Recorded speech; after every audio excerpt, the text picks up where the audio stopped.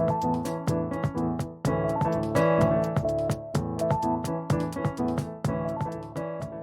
I'm going to bring Jason on. Well, I just brought Jason on. There we go. And you're on mute. And basically, we're going to go. One of the other features of Wonderland is Into the Rabbit Hole. Obviously, you're going to see a lot of tie-ins with Wonderland stories.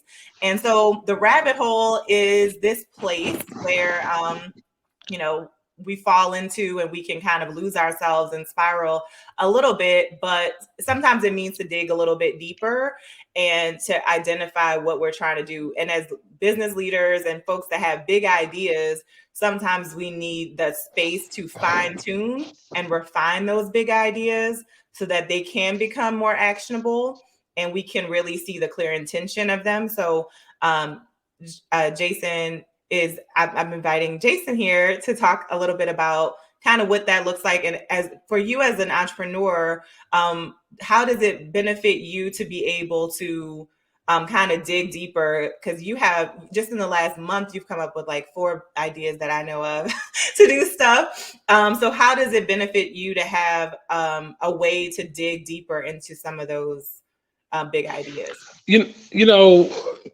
and I hate to sound real philosophical about it, but I always start. Hold on, that's Mama calling. Hold on, let me get. No, you're not. Get in trouble right quick if I don't answer. I have to text her real fast.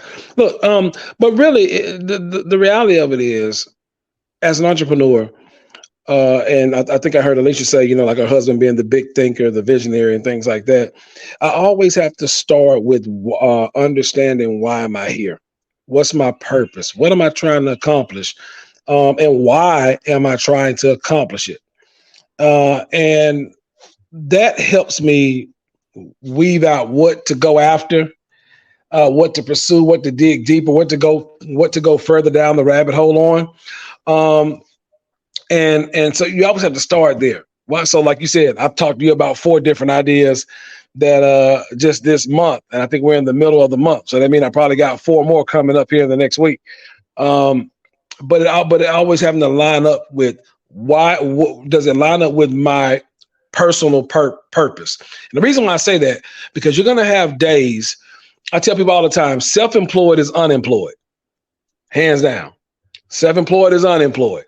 So no sick time, no vacation time. No, I'm sick of this time. I mean, if you don't do it, it doesn't happen. And so if you know why you're doing it and you have a passion for the why you're doing it, then that helps you through those tough times and those dark days that you're going to have a lot of putting it together. So what I try to always do when I start on these business plans, I start on these missions, I'm always answering all of the questions on why should I not do this? Because they're going to scream louder. So when I'm going down the rabbit hole, I'm normally going down the rabbit hole the other way. Why shouldn't I do this? Why do I need to walk away from this? Why won't this work? And, I started going down that way first. And if I can maneuver through the minutia of all of the things that's going to pop in my head on the negatives and on things going to stop me, and if my personal purpose push past all those negative reasons, all those hiccups or hurdles, if my purpose can push past all those things to pursue it, then I go down the rabbit hole on how deep, how big, how awesome, how amazing can we make this? But if I don't go down that first rabbit hole, and I try to tell entrepreneurs all the time, that first rabbit hole that I'm talking about is waiting on you somewhere. You have to be ready to tackle it. I just rather tackle it on the front end and then move forward. I hope that makes sense. That was a long answer to an easy question. No, I think it made a lot of sense. And I think we have to question those things, like you said, because those gremlins are going to come and they're going to try to make us get away from what we said we want to do. And I wanted to bring on Alex Lockhart of Lockhart Entertainment. Hello. You're on mute right now. And we just everybody in the same room, huh? Yes, we're all here together. So we are We are talking about the rabbit hole, and we kind of wanted to just give our folks that are participating in the party an opportunity to see what it would be like to be a part of a rabbit hole, like deep dive with us. So Lockhart, that's we're lovingly calling you. Tell us a little bit about what you do and about what your company does, and we'll go ahead and start from there. Greetings, all. Glad I could join the party. Jason, Lockhart Entertainment Firm, for the most part, we lead with sponsorship procurement. We started off as a direct marketing company, aligning products and services using celebrities. That was our niche, that was our lane, and it's grown. It'll be 19 years in August. It's grown and surpassed that with engagements with larger companies that do activations at Super Bowl, Pro Bowl, All-Star Weekend. So, we started off at a time where what I'm doing now didn't really exist, right? It was one of those things where, for minorities, it didn't. It was a situation where you had to figure out a way to penetrate a marketing lane that was catered to African American demographics, but wasn't pretty much, you couldn't find a job in it, right? So we created our lane. We've been able to maintain it with integrity, maintain it with responsibility, and now we assist others with their ideas and their projects hit the right platforms using money that they wouldn't have otherwise without us bringing in the sponsors. So that's really cool. Like you said, like you were like one of the first minority companies to be able to come into this space. Like, what are some of the major impediments that you kind of had to overcome to kind of navigate this? Well, one of the first, which was the major, was really just being accepted. When you start as an entrepreneur, you're in your lane, and let's say you're doing your idea, if you don't have a proven concept, no one invests in you. So that was the first hurdle. You had to, we had to prove that we could, one, get the job done, two, that we could get the job done over time, and three, that you could trust us with their finances. If a company says, hey, here's $25,000 for you to execute what you're promising me on paper, that's a big deal. So for me to go from $3,000 checks to $25,000 checks to go with the CIAA in 2018 with a $250,000 check, you have to prove yourself. So I think the first hurdle, Zahn, to answer your question, was just being able to a proven concept. So what I would say to entrepreneurs is, be prepared to prove your concept and don't bite off more than you can chew. Yeah. And that happens a lot. Sometimes we're so kind of desperate to prove that we do kind of bite off more than we can chew. And Jason? I was going to ask him, how does he balance that? Alex, how do you balance the taking the risk to do something you hadn't done before, balance that with biting off more than you can chew? All right. So that's a great, great question. So I was taking big bites from the beginning, but I had nothing to lose. I was in the situation. I started again, 19 years. I'm 43 now. So 19 years, it was right after 9/11. And I had to figure out, man, what am I going to do? Because the job I had was great. And George Bush messed up all the money, snatched it all away. Right. So I was like, I got to figure this thing out. So when I dove in, I dove in the shallow end. And so I knew that at all costs, whatever I said I was going to do, I made sure it happened, even if I spent my own money and on my own efforts, right? So it's one of those things where, now by the grace of God, I was able to, the relationships I had in the city of Charlotte, I was able to lean on a lot of different people, friends, family in that first 1 year, 2 year, 3 year. And, I knew what I could do. I knew what I was capable of. And it was just a matter of really just knowing my value and charging the right price. So people would pay me, but I was shorting my value of what I was bringing to the table. So once I started to understand my value, then I started charging more. And once I could charge more, then I learned how to later on delegate responsibility.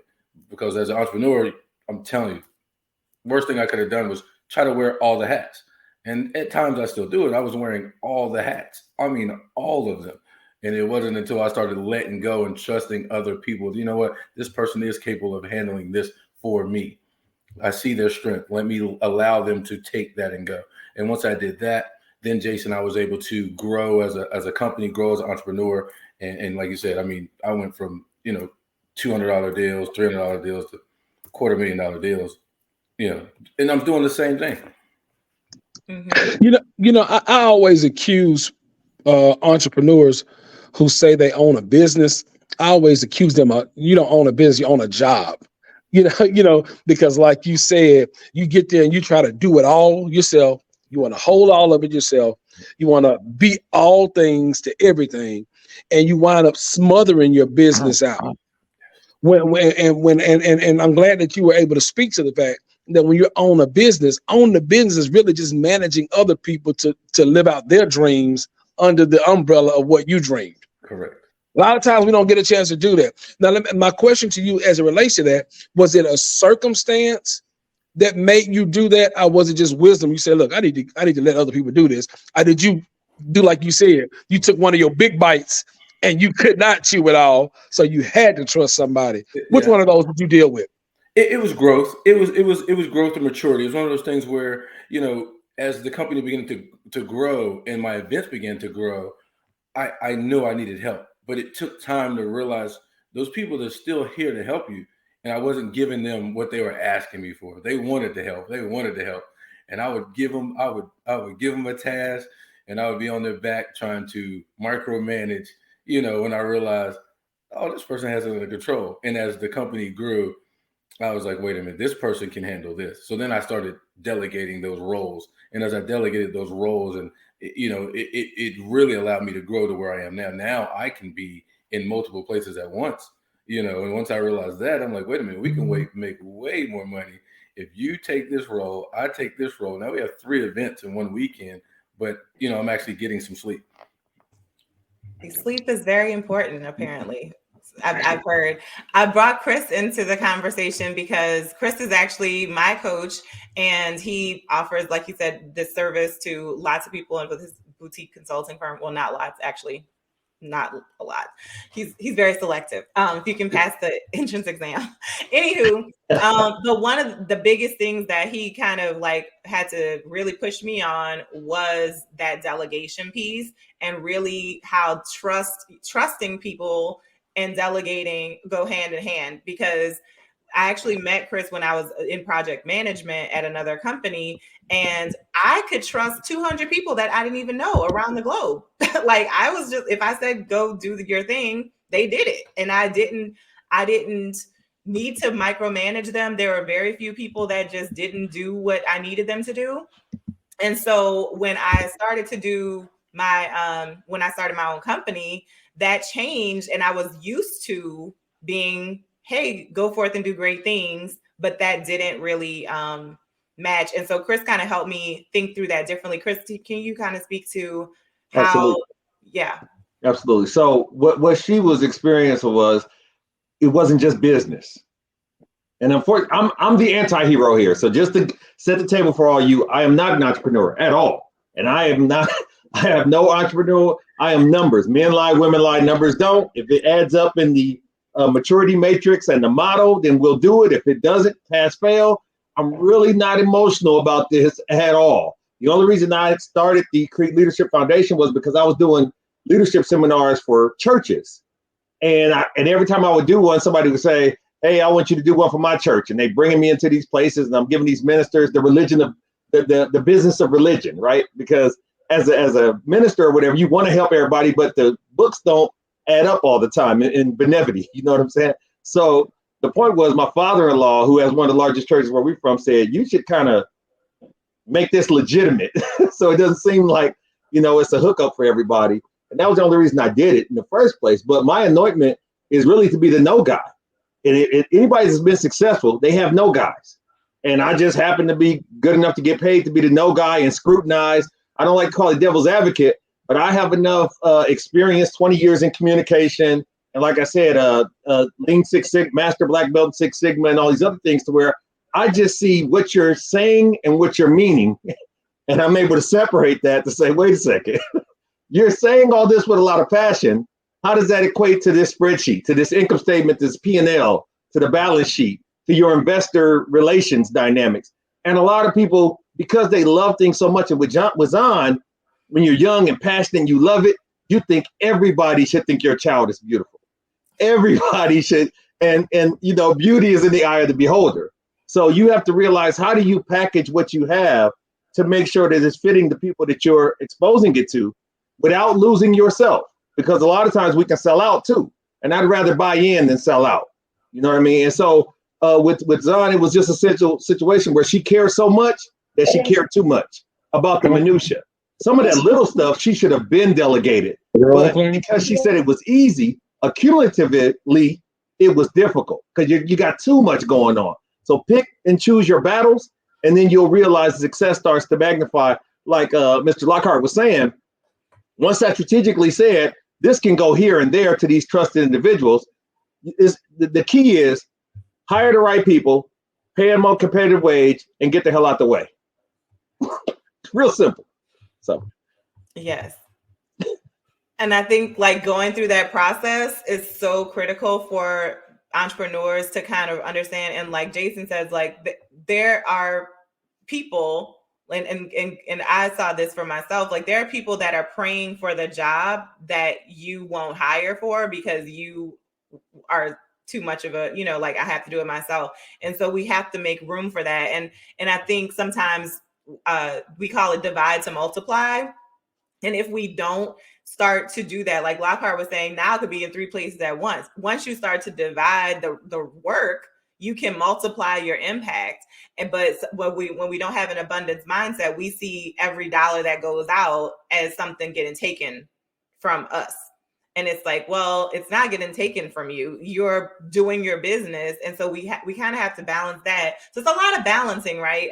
Like you mentioned about managing the risk and putting yourself out there. All of this stuff is really interesting. And so thanks for going down the rabbit hole with us on this topic, guys. And this is kind of some of the stuff I'd love to dig into deeper when we get into Wonderland. And if anybody has any questions about for any of these folks, feel free to write in the Q&A, and we'll do Q&A in just a minute, actually.